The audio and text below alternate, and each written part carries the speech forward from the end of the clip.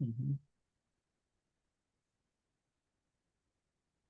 Okay, good afternoon. So our class or lesson is on the first half of chapter 3. So it's if it's okay, no? You may open kasi maiksi lang naman eh. You may open your Bibles with me sa James 3, 1 to 12 and allow me to use this time yung New Living Translation. It says, "Dear brothers and sisters, not many of you should become teachers in the church, for we who teach will be judged more strictly. Indeed, we all make many mistakes. For if we could control our tongues, we would be perfect and could also control ourselves in every other way. We can make a large horse go wherever we want by means of a small bit in its mouth. And the small rudder makes a huge ship turn wherever the pilot chooses to go, even though the winds are strong. In the same way, the tongue is a small thing that makes grand speeches. But a tiny spark can set a great forest on fire. And the tongue is a flame of fire. It is a whole world of wickedness, corrupting your entire body. It can set your whole life on fire, for it is set on fire by hell itself. People can tame all kinds of animals, birds, reptiles, and fish, but no one can tame the tongue. It is restless and evil, full of deadly poison. Sometimes it praises our Lord and Father, and sometimes it curses those who have been made in the image of God. And so blessing and cursing come pouring out of the same mouth. Surely, my brothers and sisters, this is not right. Does a spring of water bubble out with both fresh water and bitter water? Does a fig tree produces olives or a grapevine produces figs? No, and you can't draw fresh water from a salty spring. Yan. Salamat sa Lord sa magandang mga talata and yung fresh reading sa New Living Translation, which is a paraphrase. So, for this afternoon, or we shall say segment, so the lesson is for today is made up of three different parts. The first is a background to James chapter 3, which I describe as a literary influence of Paul in James. Earlier in our lessons, we saw the influence of the Sermon of the Mount, no? The Sermon of the Mount in the book of James, and we also continually see the influence of the Old Testament in the book of James. Now, in part, no, just in part, we will see a literary influence of Paul in James. And this is just a short description.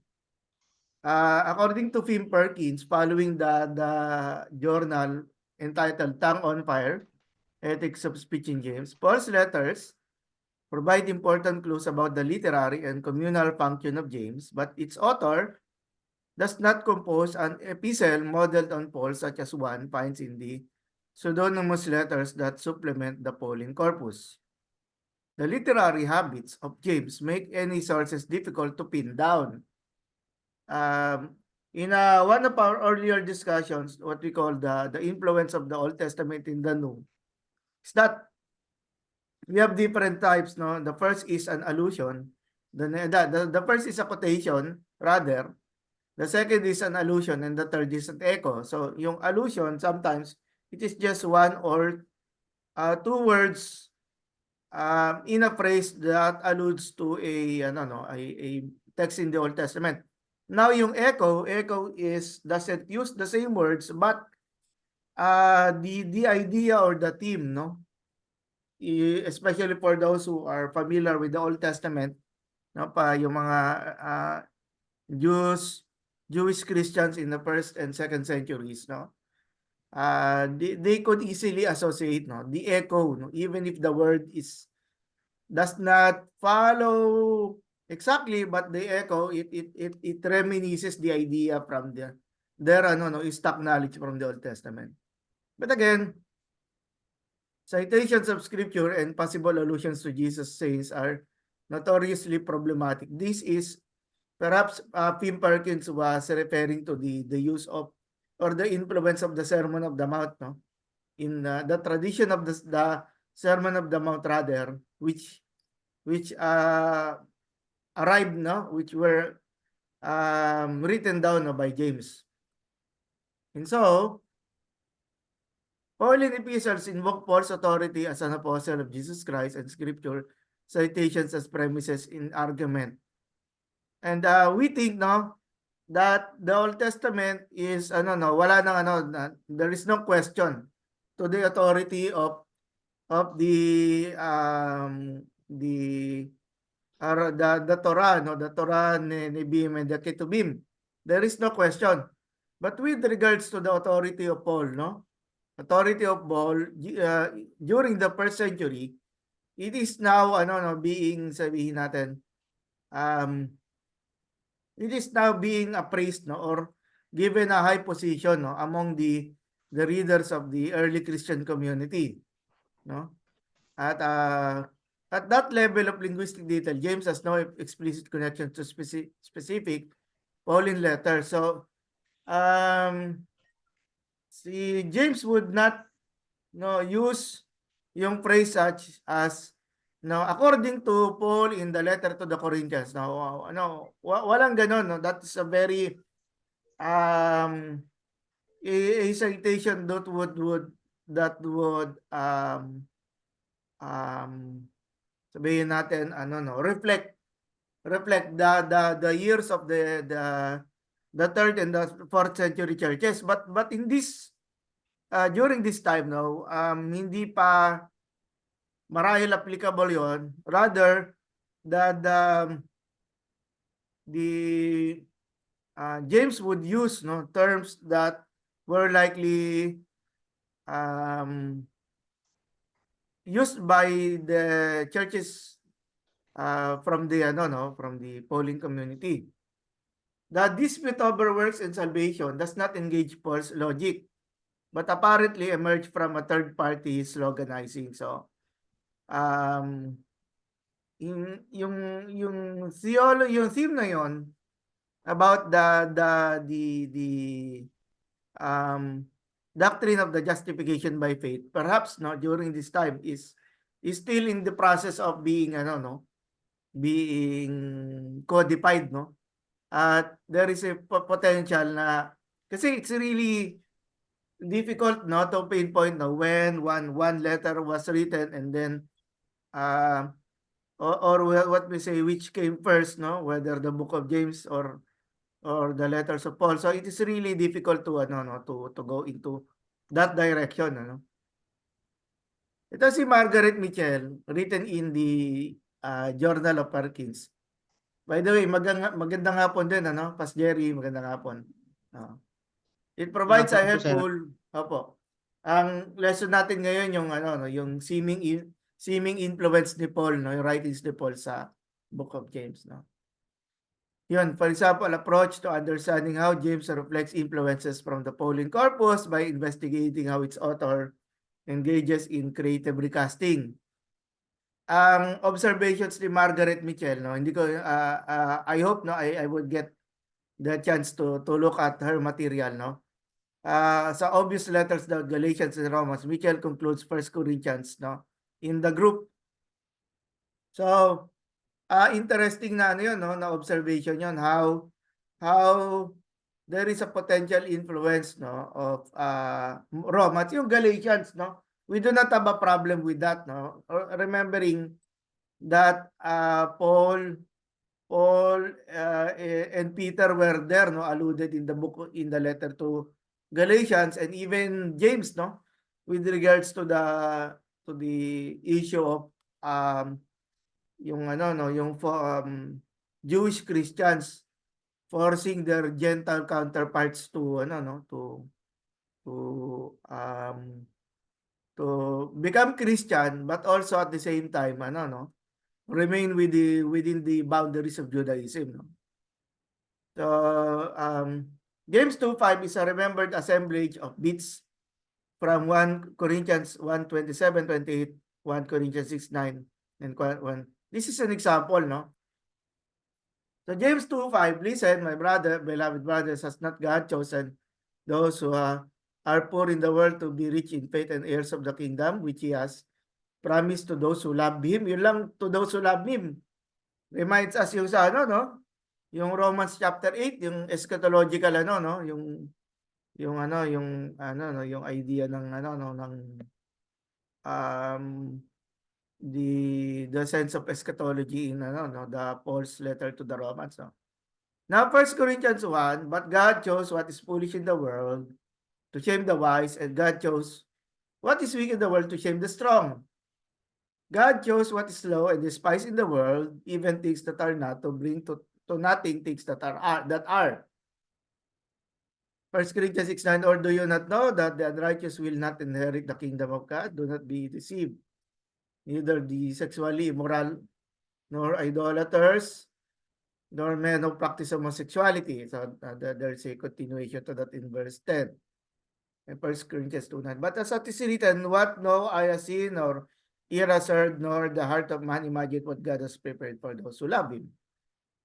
And look at those in yellow, diba? In yellow, refer to this idea, the poor and the lowly are the ones who will be honored, no? And again, we remember Jesus saying in the no Sermon of the Plain, no? Blessed are the poor in Luke, in the version of Luke, and then blessed are the poor in spirit in Matthew 5. And then those in green, no, referring to the the allusion to the kingdom, no?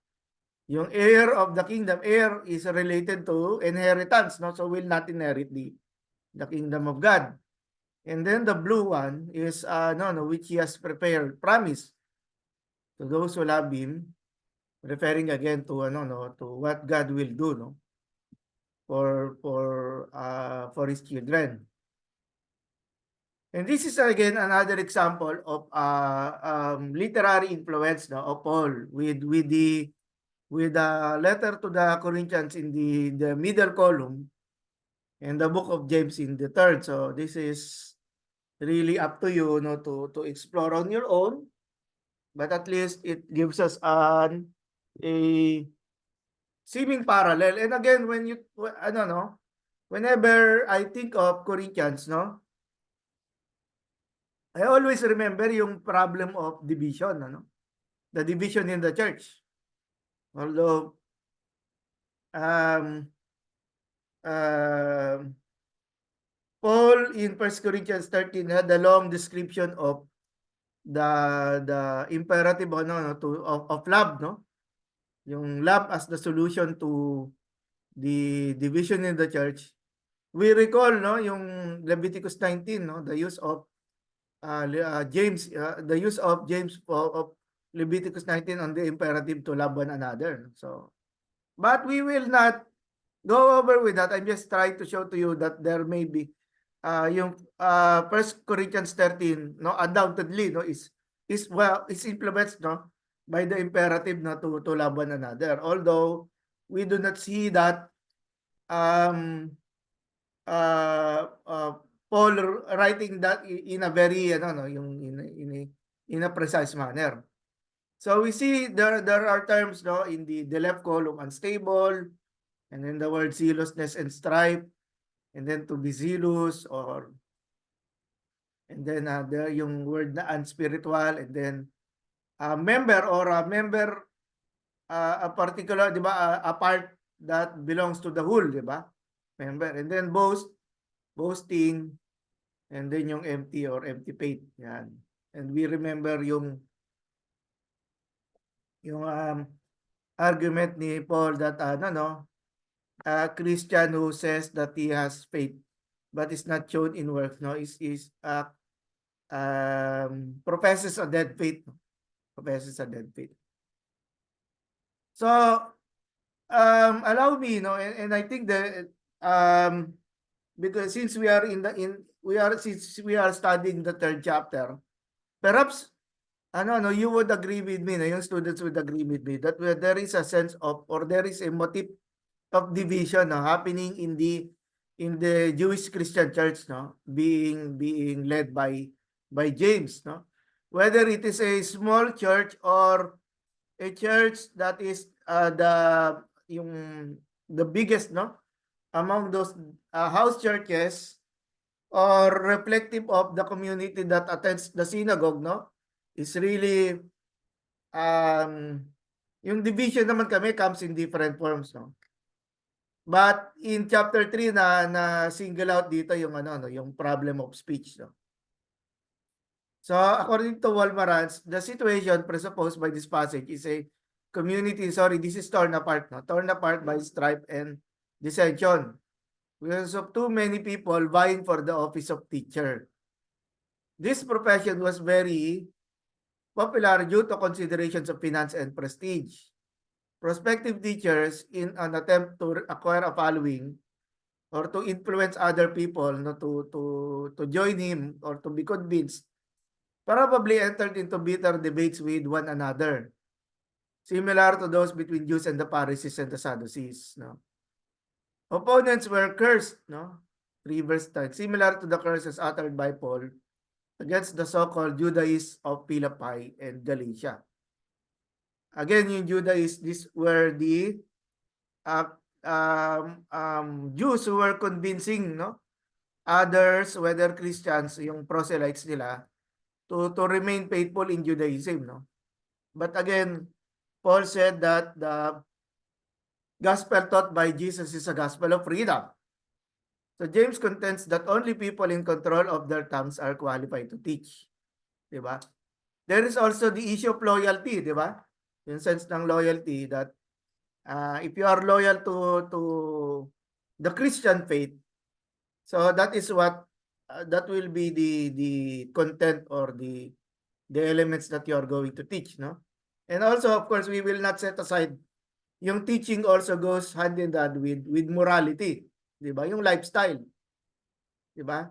There is something being taught and something being caught. So dapat yung yung buhay, yung awareness, yung awareness and perception of believers who know the gospel, should have an impact in their yung lifestyle. And then yung sa last part, the sociological function of James 3:1-12 is therefore to stabilize the supply of teachers in the Christian community, thereby terminating the turmoil generated by an oversupply. In 1 Corinthians, I think it was chapter 3 ba yun? Or chapter 4, yung said, I am for Apollos, I am for Cephas, I am for Paul, and then I am for Jesus. So we see there that there is a seemingly contest, those who want to really to rule over by way of their teaching, to rule over and then of course influence the community. Kaya nga yung division, this did not come as an accident, ewan ko sa inyo, but I believe divisions do not come as an accident. There will always be someone, like a ringleader who will start, who will start to either question authority, etc. Again, the literary influence of Paul to this terminological collection, one should include that the designation teleios, or perfect or mature, for those who have achieved that moral perfection to which believers aspire. So, like we see 1 Corinthians 2:6 or 14:20, we will say the model believer is a mature believer, a mature Christian. At maganda rin ma-imagine natin how do we define a mature Christian, di ba? Of course, with regards to the discussion about leadership and then taming the tongue, we know, na a mature person is really careful, He always thinks first, and always say he listens more, than and then he talks less, di ba? So the quarreling factions in Corinth led Paul to charge them with remaining mere infants and not even belonging to that middle ethical category of those making progress toward becoming wise or perfect. So the label, no, used by Paul to rebuke the Corinthian believers is ano, no, infants, which is napakalayo pa ng kanyang stage para maabot yung maturity. So tongue as a part of the body. Some interpret ano, no, we remember si Paul was often using the word body, no, to refer to the church or to a community. In James 3:2 to 3, ano, to be making the same metaphorical transposition that Paul does in 1 Corinthians. Kasi tongue is a small part and then the body is a bigger part. It is the community that is being destroyed. Referring the community is parallel to the body and then the tongue, no? If we allow yung ganitong type of interpretation, the tongue refers to the leader, to the teacher who is the one controlling the entire body. Now we will see that later, no? We will But for ano, no, Walmara, not for Walmaraj ba to? Hindi, yung sa ano, yung sa literary influence si Paul, si Pim Perkins, no? However, James does not provide any linguistic clues that his whole body transfers to the community. No? He is just using yung word na tongue, no? Not necessarily James did not perform an exposition of the word body, though, to refer to the church, no? Nor does the author adopt a Paul-sounding voice or theological logic in adapting elements from the letter corpus.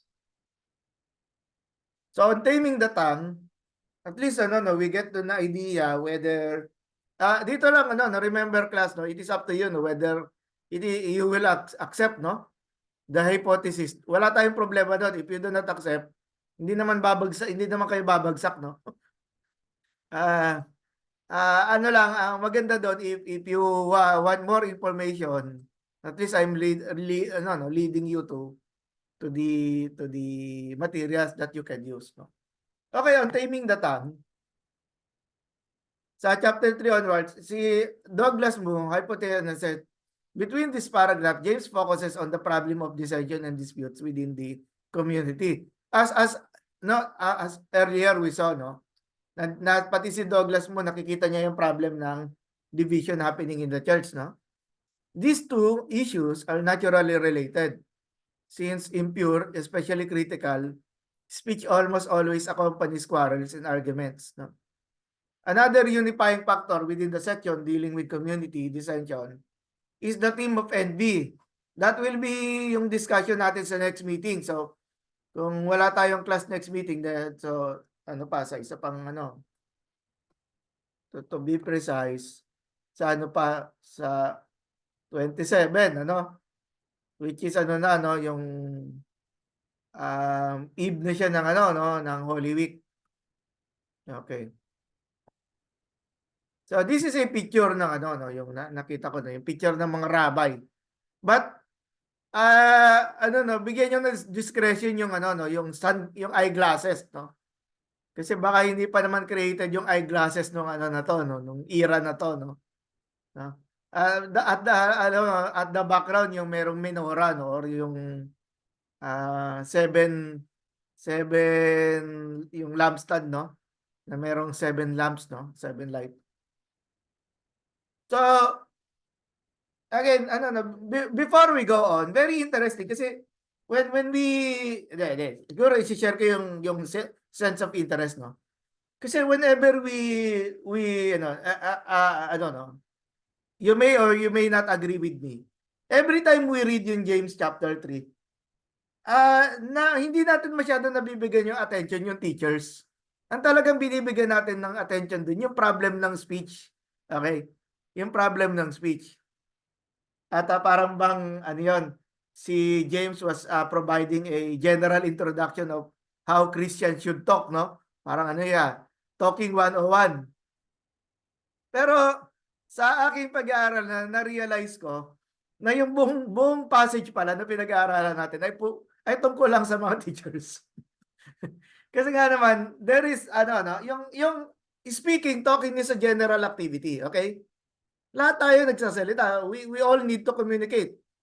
Ano 'yon, part ng life 'yon. Pero yung maglalaan si James ng mahaba at gagamit pa siya ng mga kung ano ng mga descriptions, ng mga sabihin natin metaphors, no? Ano pala siya, no, na um, ang foundation pala ng kanyang ano no nung discussion na 'to is with regards sa mga problema ng mga teachers na hindi marunong ano, no. I'm not saying hindi sila marunong magsalita, marunong sila magturo. Unfortunately, hindi nila nagagamit ng tama yung ano. I'm already giving you an idea na how we can look dito sa ano na to, dito sa passage na to that we have for this afternoon.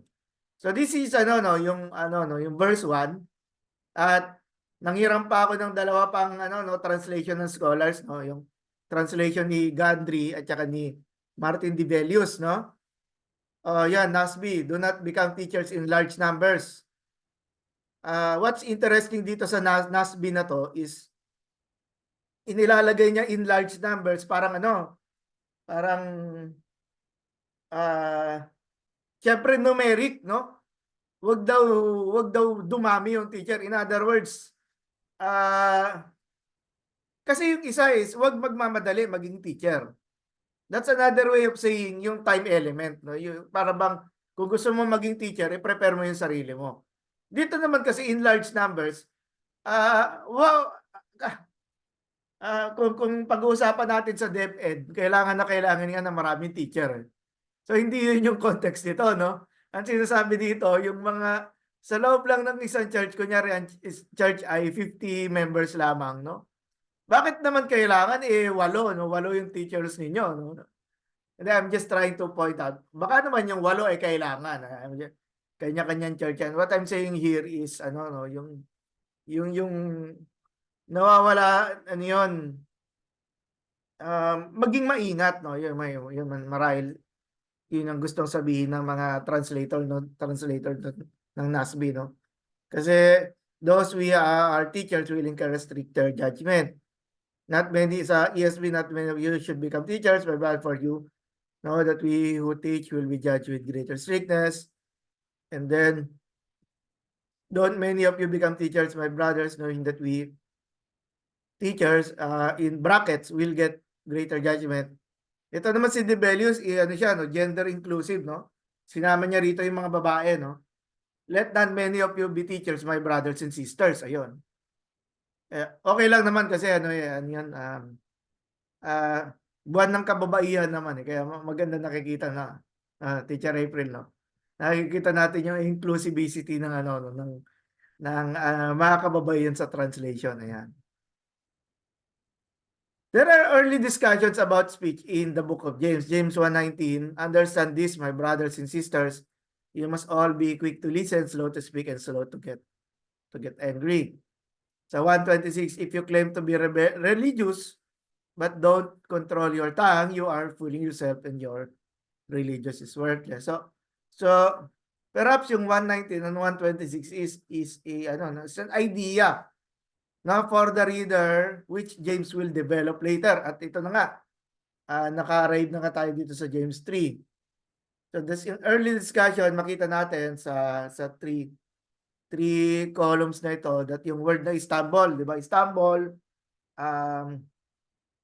pwede nating masabi ito yung ano, nabibigla tayo ng pananalita, no? Yung hindi mo ano, bigla kang ano, masyado ka masaya, biniro mo si brother or si sister, di ba? Na ano ngayon, na ang feeling niya tuloy, binubuli mo siya, no? So, ayan. At makikita natin, biglang magbabago yung mukha niya, no? Ang saya-saya ninyo, biglang magbabago, no? Yun. Tapos yung ano, yung concept ng perfect or yung ano, no, maturity, no? And then yung bridle or yung idea ng ano, no, you control or manage. Yung tongue, nakita naman natin na paulit-ulit. Yung concept ng birth, yung unstable, or sabihin natin ano yung mahirap kontrolin ano. Siguro yung ano no yung para sa mga nagmamaneho, no, yung in the middle of your driving, no, biglang nagkakaroon ng ano, no, electrical or engine problem, tumatakbo ka ng ano, no, kahit 60, no, 60. So, parang nakakaano yun, nakakabahala yun, ano. Of course, yung word evil is ano, is noted. From the gospel tradition, Mark 12, of course, makikita rin naman natin ito sa Matthew. In his he said, referring to Jesus, beware of the scribes who like to walk around in long robes and like greetings in the marketplaces and have the best seats in the synagogues and the places of honor at feasts. Naalala natin yun, yung upuan, ano, yung honor, no, yung sa chapter 2, no? Who devour widows' houses and for a pretense make long praises, they will receive the greater condemnation. So, ano, no? So again, hindi nag-iisa si James, no? Doon sa pag-describe about warning yung mga teacher. Makikita natin dito, marahil it is drawn back, no, doon sa tradition ni Jesus, no? Yung pagsasalita na yung warning, no, na warning para sa mga nagtuturo at doon sa mga ano, yung kanilang itinuturo na maaring ano, either ano, no, make or break, no, ng mga tao or mga communities. So ano muna to, nanghiram ako ng concept, no, kasi sinabi dito, be careful from being teachers at within a Jewish community. Ang naisip ko diyan yung ano, no, rabbi, no, or ang basa ng iba ay rabbi. So itong si Rabbi Yosef Shulam, no. The word rabbi means my master in Hebrew. Sa yung master ano rin siya eh. Nung nagturo ako sa ano sa Thailand, no, ng English, yung tawag sa mga babaeng teacher ay teacher. Pero ang tawag sa amin sa mga lalaki ay master, no? Master. At it also reflective yung sa ano, no, if you're learning karate or ano, no, yung swordsmanship sa ano, no, sa yung teacher nila is a sensei, no? Na ang meaning din ng sensei is master. So pwede nating masabi itong rabbi o rabbi ay ano talaga siya, no, Asian, ano? Asian yung ano niya, yung understanding niya. Sa India naman yung word na guru, di ba? Yun yung pinagkunan natin ng ano ng word na guru, you know? So rabbinic ordination is known as a semika, no? Semika is done by 3 other rabbis who are in good standing with the community. After examination, para siyang ano, doctoral degree. And test, the 3 rabbis lay hands on the candidate's head and pronounce a blessing and infer on him the title rabbi. In the Hasidic community, a rabbi who has advanced training in Jewish law, ano, halakha, no, is ano siya, yung halak kasi is from the word walk, no? Pero yung idea is halakha is about pamumuhay, no? Is known as a rab, no? So yun yung ano, yun yung source ng kay Rabbi Yosef Shulam. In addition, if I look referring to Joseph, no, at the Hebrew background of the Greek text, then everywhere where the Greek says didaskalos, then that too ought to be understood as rabbi, no? At nag-agree ako doon kasi ang yung Jewish Christian ay yung Jewish idea ng ano ng rabbi ay tinranslate lang as didaskalos, no? So the gift or the function or the calling is the same. This would increase the number of times that Yeshua or Jesus is called Rabbi in the Gospels to about 63 times. At itong observation nito ni Rabbi Yosef Shulam, ako I would agree with this, no. Ayun. Oh, Brother Ogie, yun. Welcome. So, warning against teachers. Ano, no? Bigyan ko lang heads up si Ogie. Yung ano, no, yung James chapter 3, 1 to 12, karaniwan binabasa natin diyan na para siyang isa siyang discussion about yung pagsasalita, yung tongue. Pero ang ano, yung argument dito dun sa discussion natin, yung buong James chapter 3 verse 1 to 12 ay para lang talaga sa teacher. Para lang talaga sa teacher. By the way, pinagmamalaki ko yan si Brother Ogie. Ano yan, licensed teacher yan. No? Yan. Okay, so balik tayo kay ano kay Salamat God. po. Balik tayo kay Godry. It's natural then that he should know now warn against unrestrained speech yan. But since teachers speak more than others do, and tayo daw, no? Magandang warning ito sa atin eh. Mahilig daw tayong ano, magsalita. Gusto raw nating inaagaw yung mic, no? Ano eh, hindi, pero ano naman tayo. Ayan. Since ayun, the teachers stand a greater chance of sinning with their tongue. Ayan. Moreover, they're in a position of influence by virtue of teaching. As in the commands of James himself, that his audience listen to what he has to say. Ayan. And become doers of the word. No? Kaya si James, no, di ba, whenever he uses the word, ano no, listen, makinig kayo, it's another way of saying na ano no, na itigil muna natin. No? Meron tayong mga gustong gawin, itigil muna natin, lalo na yung pagsasalita at makinig naman tayo. Sa ano rin babalikan natin yung sa ano no, yung sa use ng spiritual gifts, no? Sa 1 Corinthians 12, di ba? Parang ganun din yung sinasabi ni Paul na lahat kayo gusto nyo magsasalita, magdadaldal kayo lahat, di ba? Mag-ano kayo, mag-competition kayo.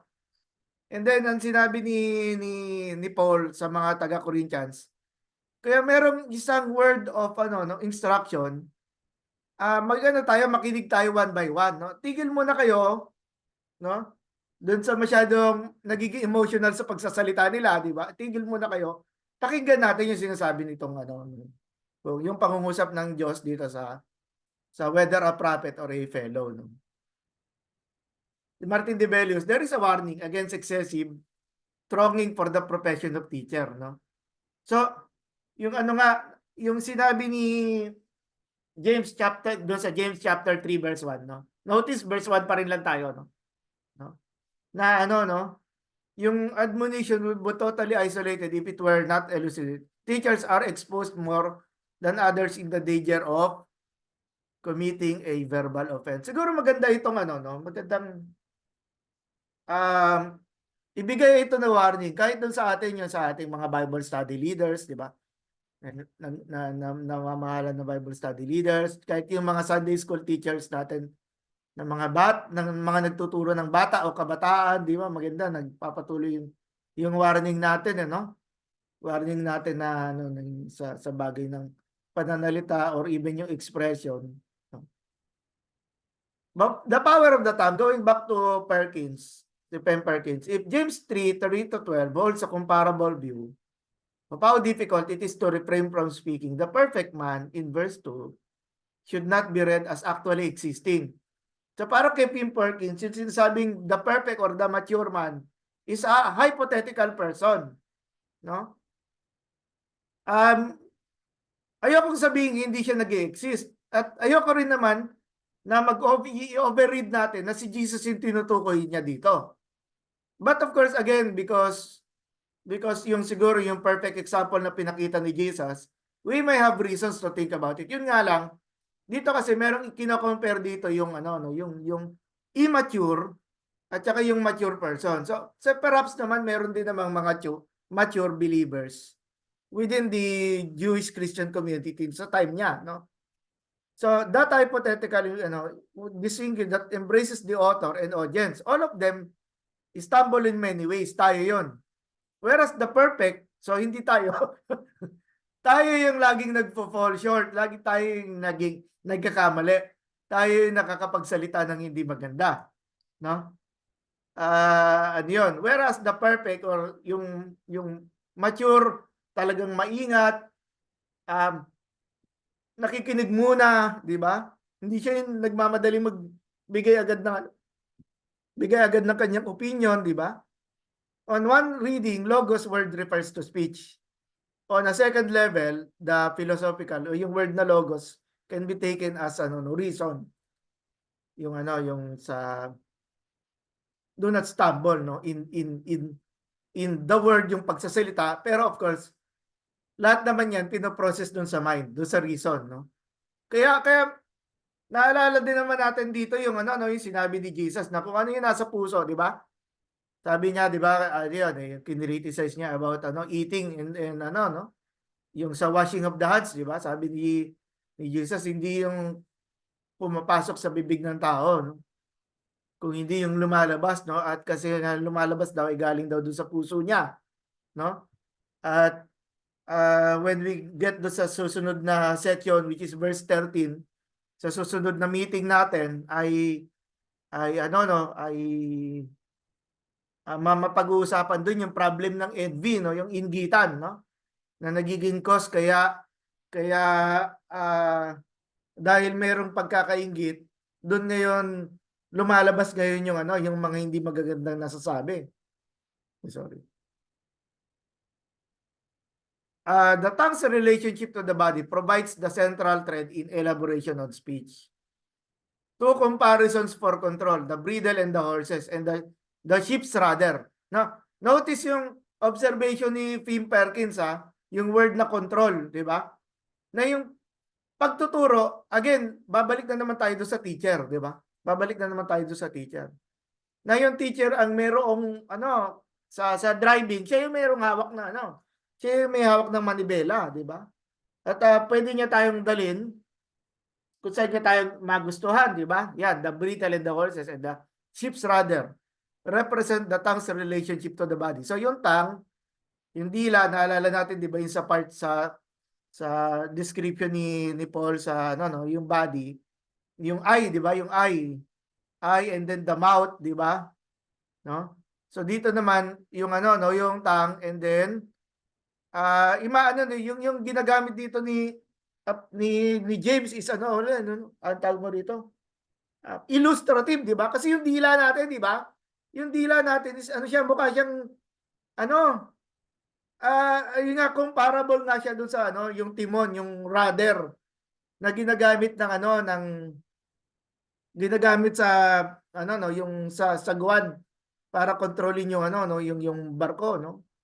But where breeders and rudders ordinarily perform their designation function, the tongue proves rebellion. So yung opening ko kanina, no, about doon sa problem of division, na ganun din yung nangyayari sa Corinthian church, di ba? Yung I am for Apollos, I am for Cephas, I am for Paul, and then I am for Jesus, di ba? So unlike even wild animals, it will not be tamed, yung ano raw. At yung ano, yung patuloy pa rin doon sa metaphor. So allow me yung ano, no, yung speech act theory ni ano, no, Dan Lioy. Defined ng SIL or the ano, no, Summer Institute for Linguistics. Ito po yung mga translator, no, yung mga Bible translators ng SIL. Ang speech act involves a speaker who makes an utterance. This includes articulating general declarations as well as specific hypotheses, explanations, and warrants. Also included in a speech act is the production of a particular effect in the addressee. Nagsasalita raw tayo kasi ang purpose natin, magkaroon tayo ng effect dun sa kausap natin. Di ba? Bottom, ano siya, pangalan ng ano, list the following representative na mga outcomes daw. Felicitous, ibig sabihin masaya. Or ano, yung na-honor ka, ganyan. Infelicitous, yung kabaligtaran, happy or unhappy. Appropriate or inappropriate, yung tinatawag nating magalang at saka bastos, di ba? Merong shame in honor at the back of it. Effective and then ineffective. Effective yung ano, nakaka-convince, no? Nakaka-convince or nakaka-encourage, no? Ineffective and then successful and then unsuccessful. Sa continuing with speech act, and still with ano, no, kay Lioy, speech act theory places an emphasis on locutionary or illocutionary and perlocutionary acts. The three distinct facets or aspects as follows.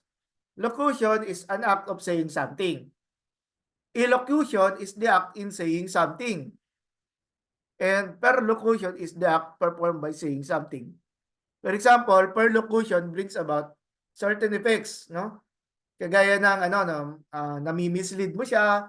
Of course, deception yun, nadaya. Kaya nga nadaya, no?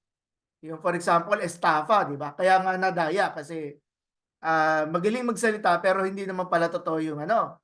May problema pala sa pera na involved doon. And then alarming or yung ano nakakapangamba, di ba?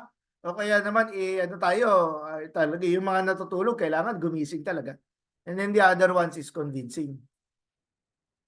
Si John Longshaw, Austin, at saka si John Searle, observation nila about the speech act theory, application of speech act theory to the proclamation of the gospel. He observed that when viewed through the prism of speech act theory, the good news that early Christians such as Paul and his associates heralded could be understood as a performative utterance. Hindi ito yung pagsasalita lang for information. Nangangaral sila ng gospel kasi gusto nila mag-convince ng tao. And again, it goes back, ang pwede nating mabalikan dito, si John the Baptist, di ba? Yung preaching niya sa Jordan River, di ba? Repent, for the kingdom of God is near, di ba? So yun. Furthermore, the declaration of the gospel is efficacious. Notice ito yung role ng teacher Yung nangangaral ng gospel, napapasa-pasa ito sa iba-ibang tao, no? Meron itong effect doon sa tao, kunyari, meron isang preacher, pero yung mga tagapakinig, pwedeng maraming effect ito sa kanila, di ba? At again, when we talk about the gospel, of course, with the leading of the Holy Spirit, it results into repentance, no? Repentance. Kaya napakahalaga ng role ng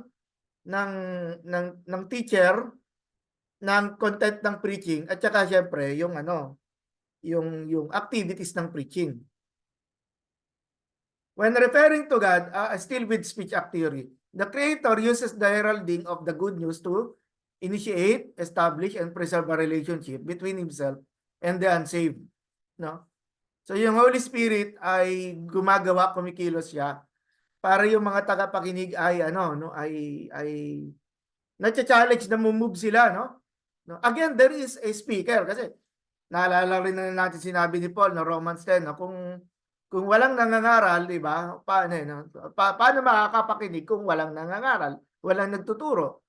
At paano merong magtuturo kung wala namang magsusugo sa kanila? So, ang ganda ng yung sabihin natin yung efficacy, yung hindi efficacent hindi yung efficacent o will, no? Yung efficacy, yung resulta na nagagawa dito, di ba? Ayan, si Bayer observes that God's word is, gumamit siya ng verb ng Latin, verbum efficax, or an efficacious word. It never returns void but does what it says. Bayer also notes that the scriptures are not simply printed words to be read off a page.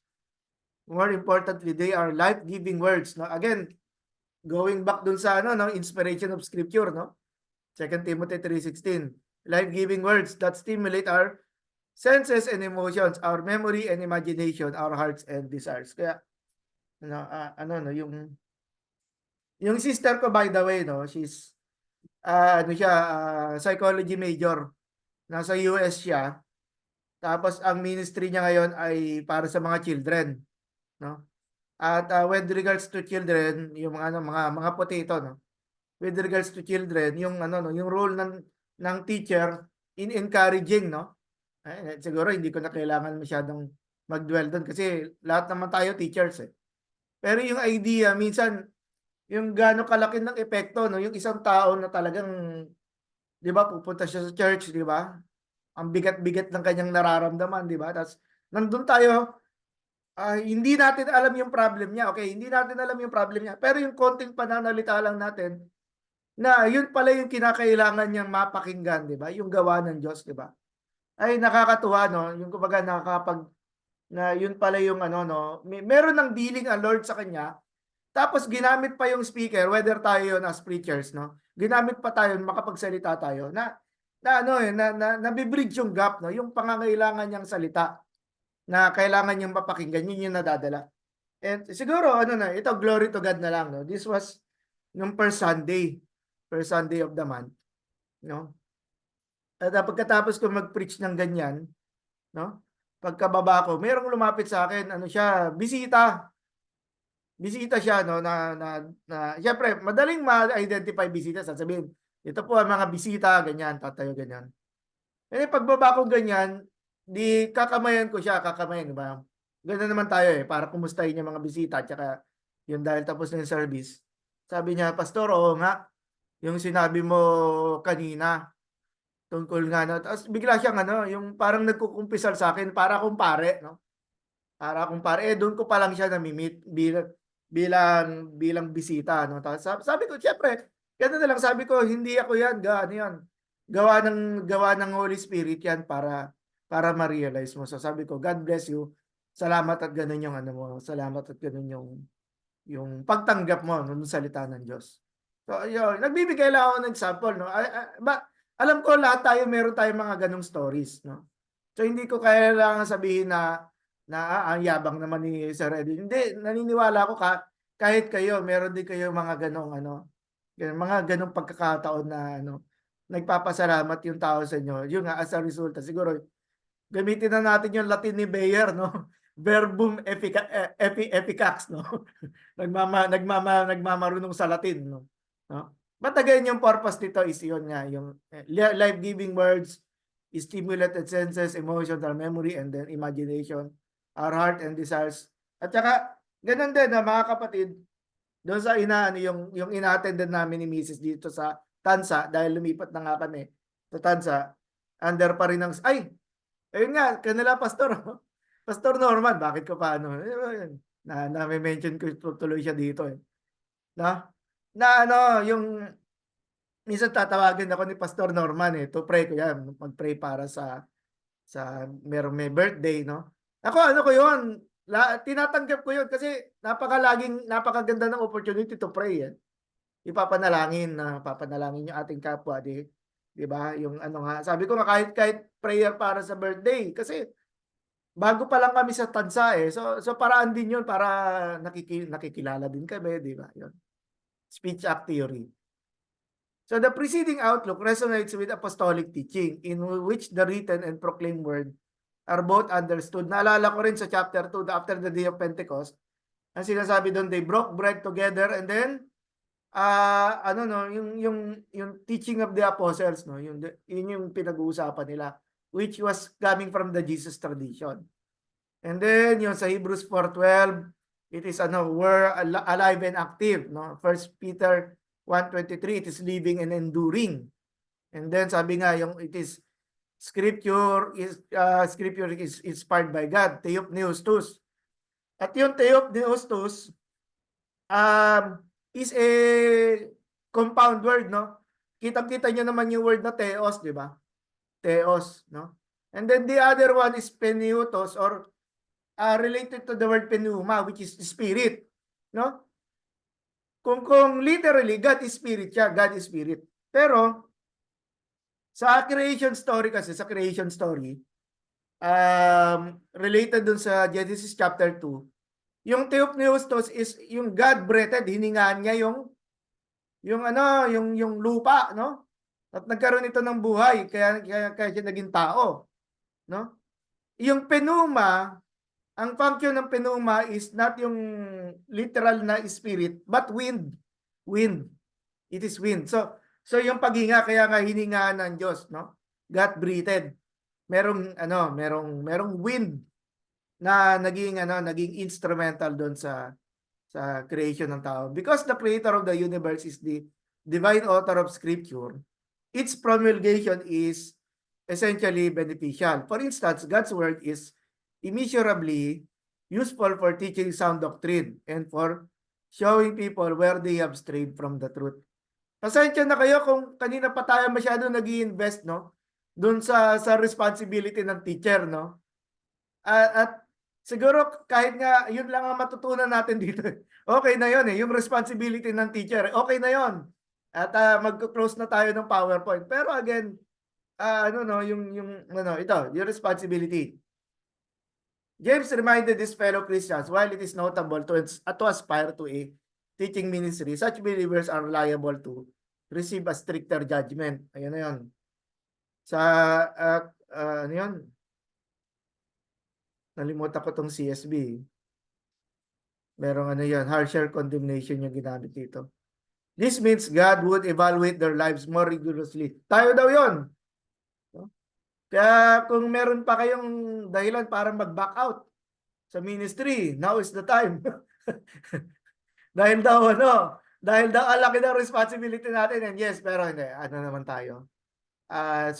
Yung pagtuturo, calling talaga yan, no? Pag wala kang calling, hindi ka magiging masaya, wala kang reason para gawin ito, di ba?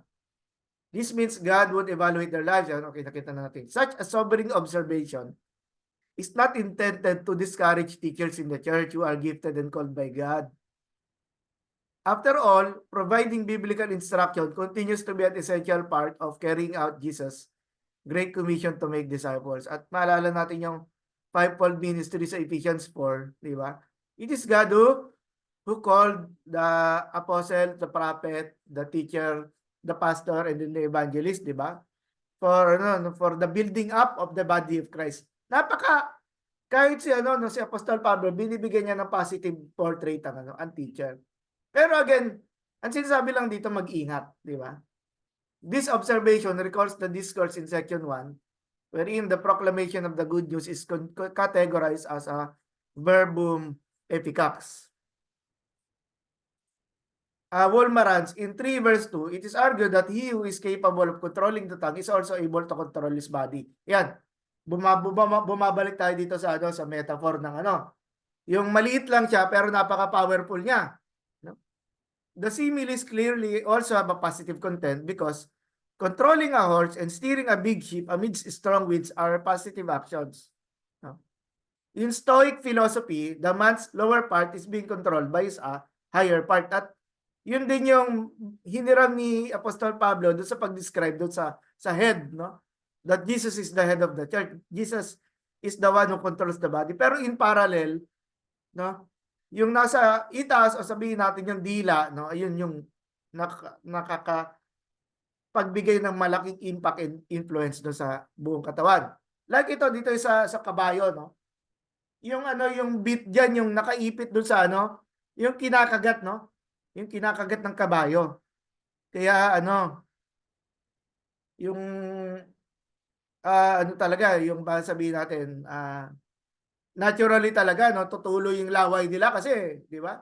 Nakabukas lang sa dun sa kabuang ginagamit yung kabayo, nakabukas lang yung bibig niya, no? At nakokontrol yung kanyang ulo. And then ito naman yung yung picture ng ng mga barcode. This is nung nag-google ako ng images, this is a reconstruction, okay? Nasa Israel ito, nakita niyo yung flag doon sa likod, no? Ito ay isang reconstruction ng ng mga lumang bangka. Ang galing ng mga galing sa Israel, ha. Para tuloy nakaka-excite pumunta sa Israel at sumakay sa ganitong no? Ganitong uri ng bangka. To allow Sir, us to sama ako sa inyo. Sama ako pag pumunta kayo ah, dun, mga pagkatapos ng Holy Week, punta tayo. Okay. So, ayan no, yung picture na ito at nakita mo yung mask, di ba? Malamang yung material na yan gamit din yung yung leather na ginagamit nila nung unang panahon, no. So, gaganda ng But again, ang role natin dito is to really understand the essence of control, no? Essence of control. Yan kagaya niyan, yung sinulat ni Wolmarans, the tongue guiding the body. Yung the horse is meron nagko-control ng kabayo, which is the horseman. Doon sa portrait hindi kasi merong beats eh. So hindi ito isang kabayo na wild na tumatakbo-takbo lang. Merong nagko-control nito. Ganon din sa barko, merong helmsman or yung piloto. And then there is a horse and then there is a ship. Merong yung description sa ship daw, ito daw ay malaki, di ba? Ibig sabihin yung maraming nakasakay dito. And then it is driven by strong winds. Mamaya tingnan natin yung yung value na binigay ni Wolmarans doon sa strong winds na ito. And then there is a mechanism para makontrol yung kabayo, yung bit, no, yun yung ilalagay sa kanyang bibig. And then there is also actually pwede pa nating idagdag yung yung hinaharang sa mata, di ba? Yung hinaharang sa mata para hindi na didistract yung kabayo. Nakapokus lang, nakikita niya lang yung horizon niya is based lang doon sa nakikita niya, no? And then there is also a rudder, no? A rudder yung kahit napakalaki ng barko, yung rudder yung nagko-control dito. And then yung wheel ng helmsman, ibig sabihin kung well perhaps ganoon din, bagamat hindi na din-describe ni Walmart. So yung epekto nito, pag dinadrive daw ng horseman or ng helmsman, of course yung parallel natin dito, yung teacher, no? Nakakontrol nito yung buong katawan ng kabayo na mas malaki pa doon sa tao. At mas powerful pa, no, Wednesday. And then yung isa naman, yung buong barko naman ay nalilid nito. Following key Walmaran, as for man's negative side, it is alleged in 3-4 that a ship is driven by anemoiscleroid, no? So yung yung sinasabi ng yung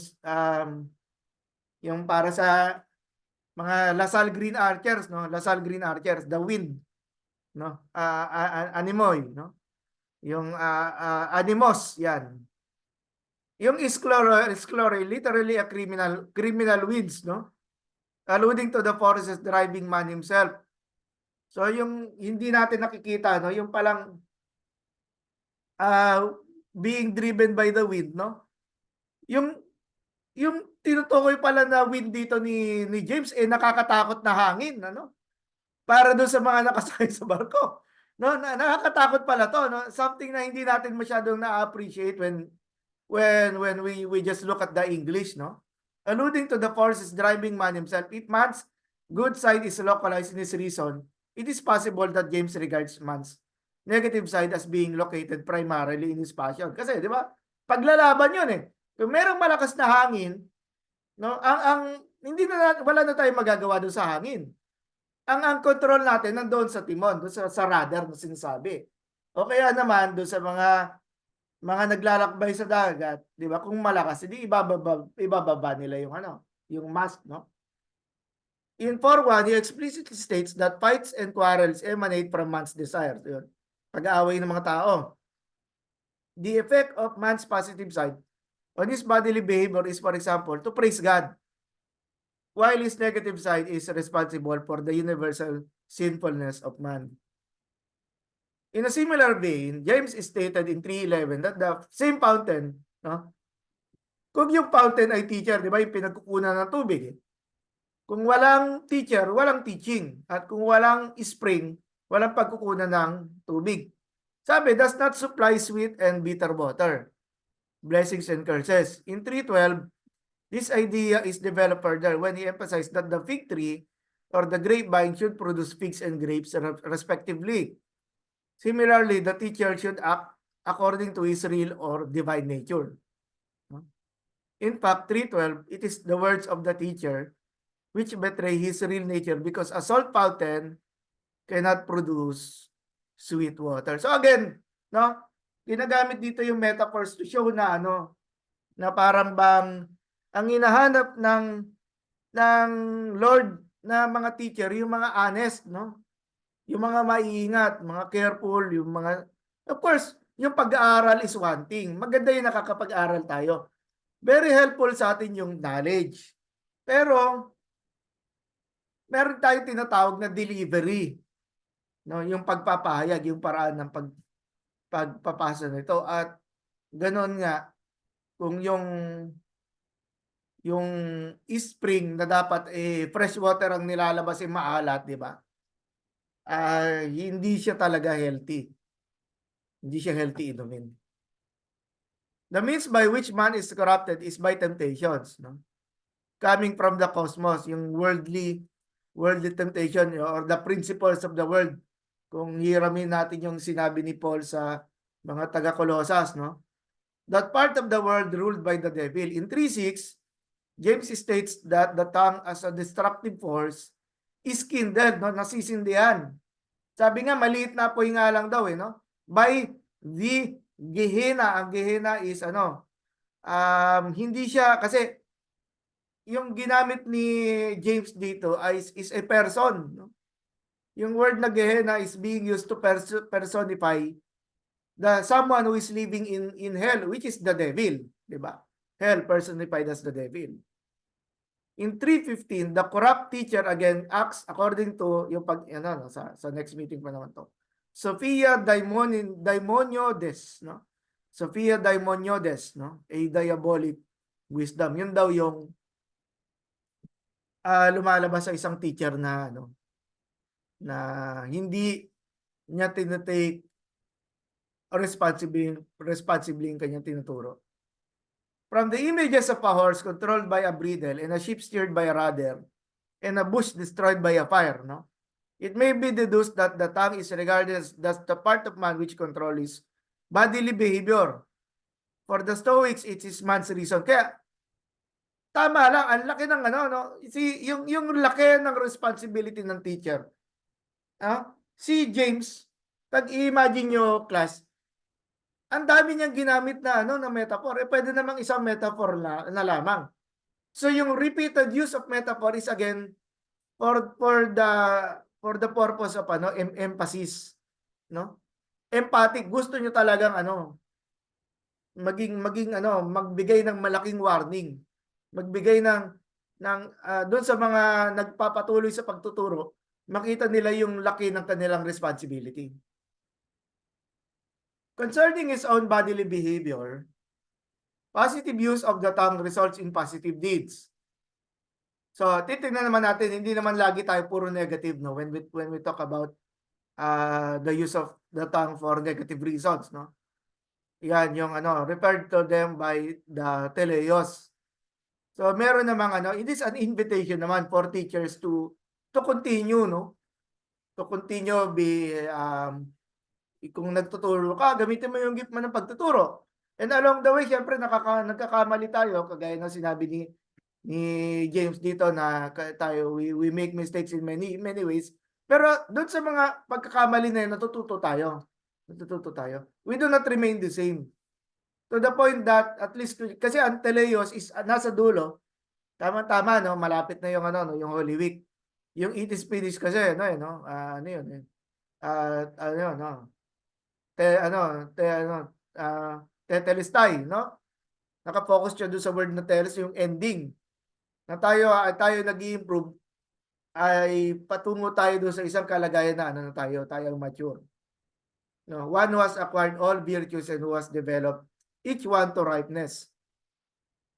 On the before I go on, yun namang isang taong na feel niya na or nagkakaroon siya ng conviction na meron siyang calling from God, no?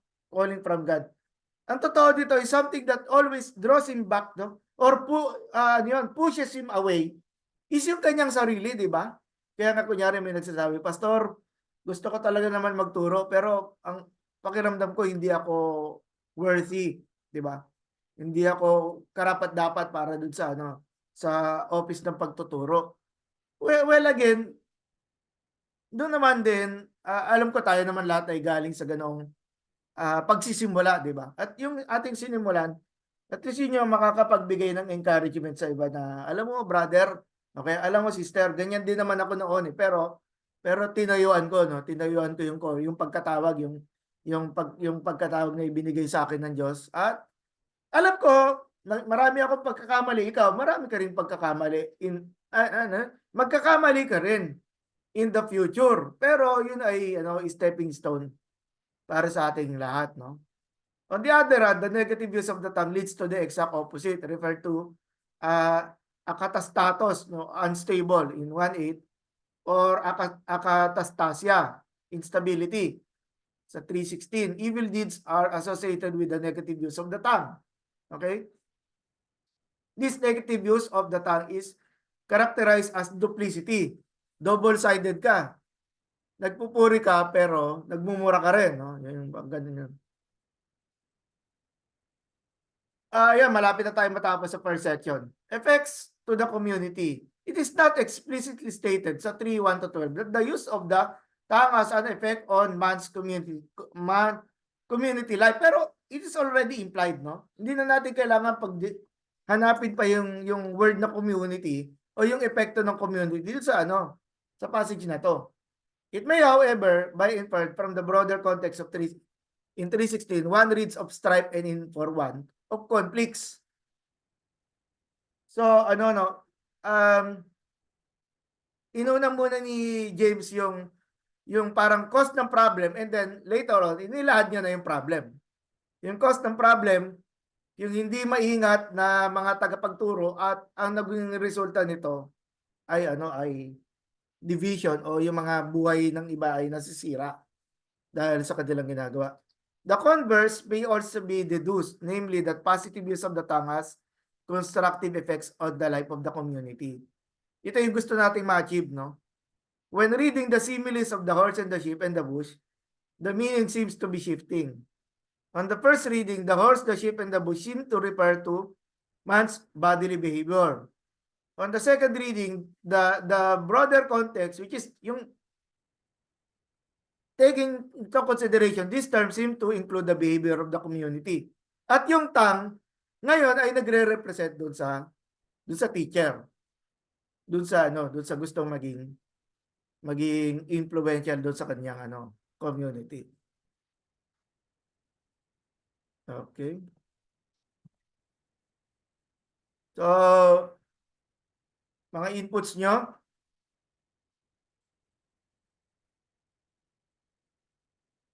Mga teacher?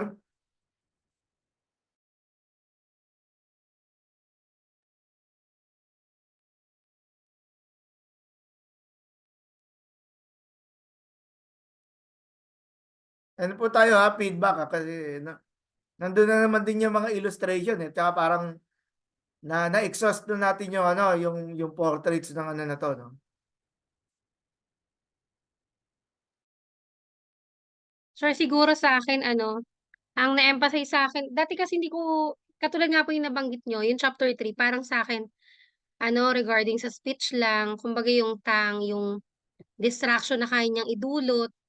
Tas hindi ko nakita yung siguro yung na-highlight yung verse 1, nabanggit niyo regarding sa teachers. Ayun, sa pagtuturo, na ngayon mas kumbaga na-remind ako, especially ngayon po nagtuturo na din ako kahit papaano. And hopefully din may natututunan yung mga estudyante ko, hindi ko alam. Hindi, yung kumbaga yung tawag dun, yung great responsibility natin bilang mga tagapagturo. Hindi lang sa school kundi kumbaga sa gawain, especially sa ministry. 'Di ba po yung dapat maging maingat talaga tayo sa lahat ng mga binibitawan nating salita. Tas pinag-iisipan nating mabuti. Kumbaga yun nandun yung equipping, dapat yun, yung continuous talaga. Ayun nga sabi, yung teacher never stops learning kumbaga. Ayun po. Siguro yun yung parang pinaka sa akin. Kasi sabi nga dito yung reminder dito will be judged with greater strictness. So yun, great yung responsibility natin. At the same time, ayun, binigyan tayo ng Lord ng sabi natin nung ganong authority or iba po, ng ganong responsibilidad nga na dapat maging maingat tayo. Ayun po. Ayun yung salamat po dun sa reminder na yun. At saka Thank yung you. bagong natutunan yun para sa akin po. Thank you, sir. Thank you.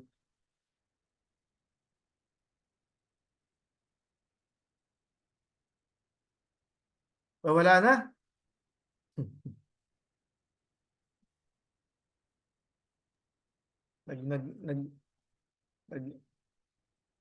Ayan. Pastor dito. Ano yung gusto Sir, ako Yes sir. po. I wait. Si Pastor Lito na muna din. And then si Kuya Jerry mamaya, Pastor Jerry. Pastor Lito. Okay po. Ang galing ng pagtuturo ni James. Ang dami niyang pinagdaanan at ginamit na pagpapaliwanag para ma-emphasize lamang yung role ng teacher. Ang lupit. At pwede nating magamit para lalo pang maipaliwanag sa ating congregation. At maging sa atin ay naging tulong to at na-warn talaga tayo na hindi basta-basta ang pagtuturo Noon din inassume ko yung pagpapastor. Sabi ko, parang madali lang. Hindi pala. Ang hirap po pala.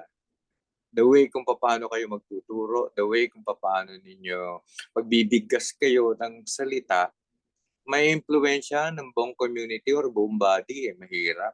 Kahit minsan totoo na yung sinasabi ninyo, kung medyo maanghang at medyo matindi yung mga binabanggit, hindi nila makukuha yung ano noon yung tawag dito, yung wisdom noon, kundi para bang katulad ng aking binabanggit na sabi nga doon, hindi dapat nagmumula sa isang fountain ang tawag dito, yung tawag dito, pressed na tubig at saka yung salty na tubig.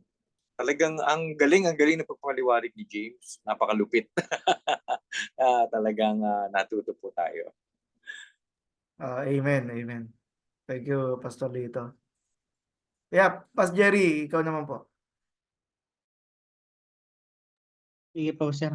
Talagang sabi nga po ni Pastor Lito po, talagang napakahirap nga po trabaho ng pagiging pastor. Pag sabi niya po kanina, sir, na ngayon ang panahon, paano decision kayo kung tutuloy pa ba kayo?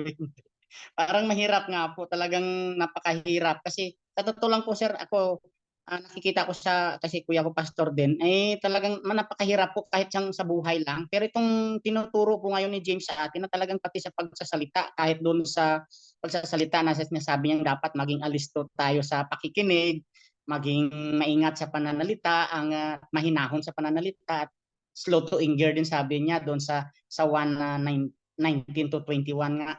Kaya nga ang naisip ko, sabi ko, dapat talaga siguro, sabi ko, nakikita ko sa sarili ko na siguro, para siguro hindi basta, kasi dito yung sinabi niyo po kanina, sir, dito yung iba nagsasabi, si Apollos, kay Apollos kami, kay Jesus kami, kay Pablo, or kay kanino pa sila. Yan siguro kasi yung mga desire nung bilang tao na yung gaya nga gustong maging tagapagturo, na talagang gustong parang may angat yung sarili kasi makita na, kasi di ba nung time nila talagang isa sa pinaka mataas na ano nila yung pagtuturo, kaya siguro ganun ang mga nangyayari sa kanila, parang gustong-gusto nila yun, pero hindi nila naisip na talagang yung pagtuturo parang di lang sabi yung ano doon sa teacher na talagang may influence yung buhay nung tinuturuan. Kaya kapag mali yung tinuturo, kaya ang sabi niya dapat alisto sa pakikinig, tama ba yung napakinggan mo, tama ba yung, kaya nga sabi ko talagang wag basta sarili. Naisip ko po, sir, wag basta yung sa sarili natin, yung desire ng sarili natin, wag dapat basta yung mangunguna Yung dapat manguna talaga yung salita ng Diyos na itinuturo sa atin sa pamamagitan ng banal na espiritu, kung ano yung dapat talagang madibdiban pa lang to madibdibang pag-aaral, at talagang madibdiban talagang dapat yung pure talaga yung puso mo doon sa nais mong ituro sa kapwa mo at sa tao, kasi hindi pala basta-basta na, kasi masunog, hindi lang yung buhay, yung talagang masisira yung buhay kapag mali yung maituturo. Kaya sabi ko, mahirap pala talaga. Mahirap. Kaya dapat talagang mag-ingat. Kaya nga sinasabi ko sa rin, dapat pala talaga mag-ingat sa bibitawang salita na sasabihin doon sa mga kapatiran na talagang nanggagaling dapat doon sa, yung sabi kanina, salita ng Diyos. Kaya salamat, sir, sa tinuro nyo, na ginamit din kayo ng Amen, Panginoon ngayon, amen. na ito yung James na itong ituro sa amin, para at least to makikita talaga sa buhay, at sa buhay, talagang mai-apply sa buhay na Amen. bilang Amen. teacher ng salita ng Diyos, talagang dapat magiging maingat at Mm. maging totoo, para hindi para lang basta sa sarili, kundi talagang para sa Diyos po, para makahikayat ng maraming kaluluwa at madala sa paanan ng Panginoon po. Salamat po, sir, sa privilege. Opo. Praise God, no? Kasi yung last meeting natin is yun, di ba? Kung meron kang pananampalataya, patunayan mo. No? Patunayan mo yung pananampalataya mo. And dito, ang pinag-uusapan din dito is mapapatunayan nga naman yung value ng tinuturo based dun sa sinasabi natin. Kaya ano rin yung fresh water at saka yung salt water, doon lilitaw kung totoo tayo, 'di ba? Kung ano ba tayo, kung sabihin natin, doon madidiscover ng mga tagapakinig natin.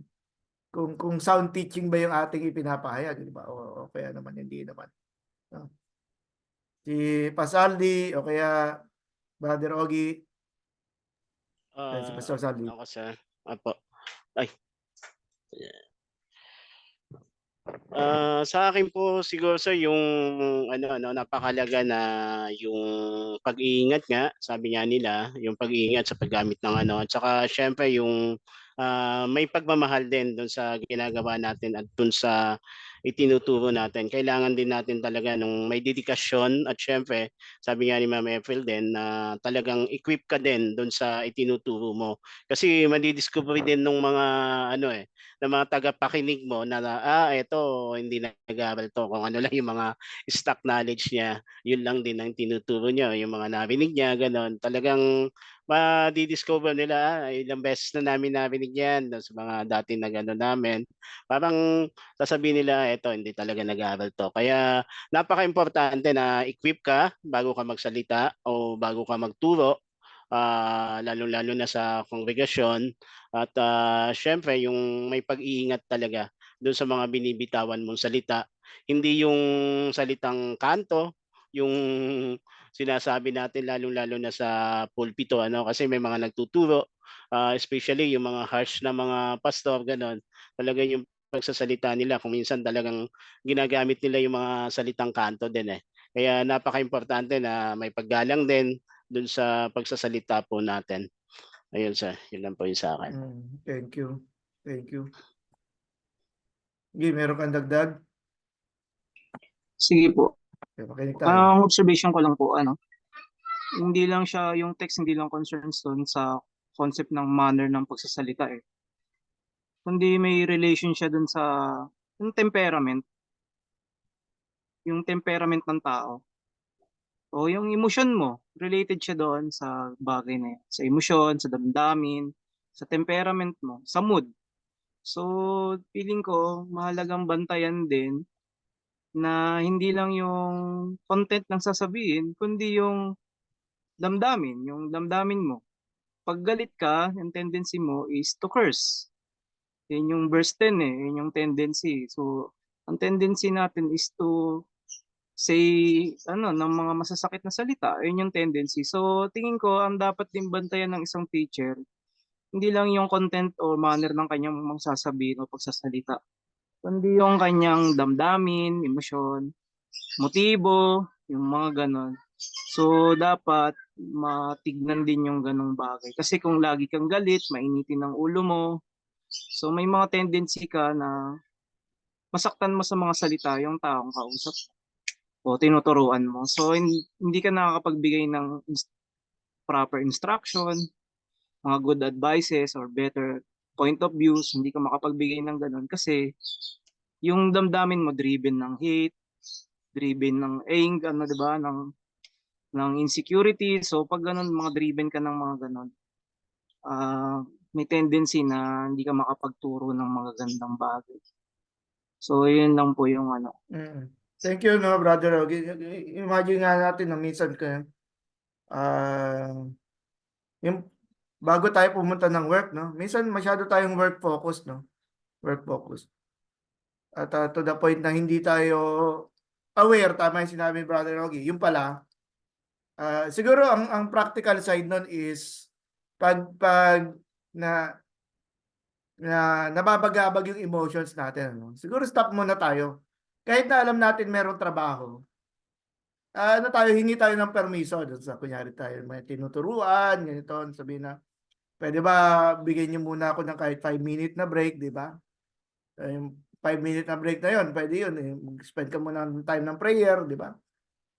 Humingi tayo ng tulong sa Lord, yung baguhin ng Lord yung damdamin natin, o kaya alisin ng Lord yung galit, kagaya ng picture, yung yung element na tsaka hingi natin yung biyaya ng Diyos para tulungan tayo na maging maingat, para pagharap natin, kagaya niyan, hindi tayo madadala ng emosyon na na hindi nababagay. Pwede nating ma-describe, Brother Ogie, yung mga hangin, di ba? Yung describe ni James, yung mga hangin na lumalaban dun sa dun sa mast na yung dun sa direction ng bangka na para idalhin sa ibang lugar, yung mga kaganapan as emotions, pwedeng ganoon na kailangan nating yung tayo pa rin magko-control ng mga bagay-bagay.